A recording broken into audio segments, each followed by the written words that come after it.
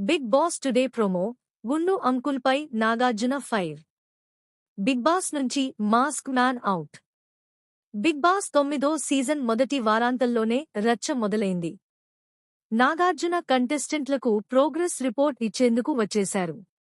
హరీష్ ని గుండు అంకుల్ అని ఇమ్మానుయేల్ అనడం వివాదానికి దారితీసిన సంగతి తెలిసిందే. దీనిపై నాగ్ క్లాస్ పీకడంతో హౌస్లో హీట్ పెరిగింది. హరీష్ ఆడవాళ్లపై చేసిన వ్యాఖ్యలకు షాక్ అయిన ఇంటి సభ్యులు అతను తప్పుగా మాట్లాడాడని తేల్చేశారు. చివరకు హరీష్ క్షమాపణ చెప్పి ఇంటి నుండి వెళ్లిపోతానన్నాడు. ఏం జరిగిందో చూడాలంటే ఎపిసోడ్ చూడాల్సిందే.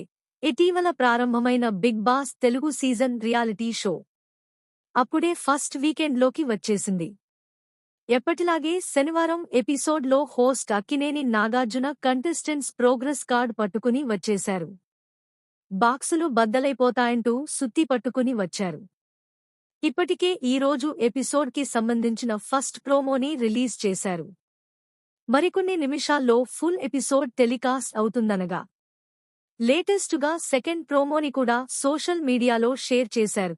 అందరూ అనుకున్నట్లుగా శనివారం ఎపిసోడ్ మొత్తం గుండు అంకుల్ చుట్టూనే తిరిగినట్లు అర్థమవుతోంది. Jabardasth comedian Emmanuel, mask man Harish మధ్య జరిగిన వివాదాన్నే నాగార్జున ప్రధానంగా ప్రస్తావించారు.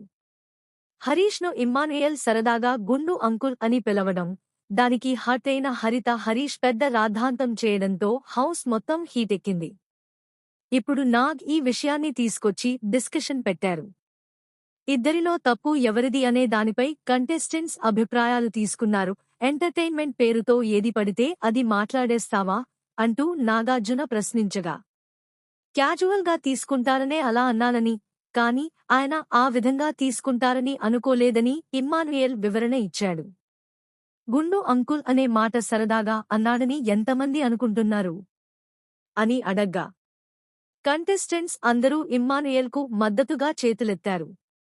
హౌస్లో ఉన్న వారు మాత్రమే కాదు, బయట ఆడియన్స్ కూడా అలానే అనుకుంటున్నారని హరీష్కు నాగ్ చెప్పారు.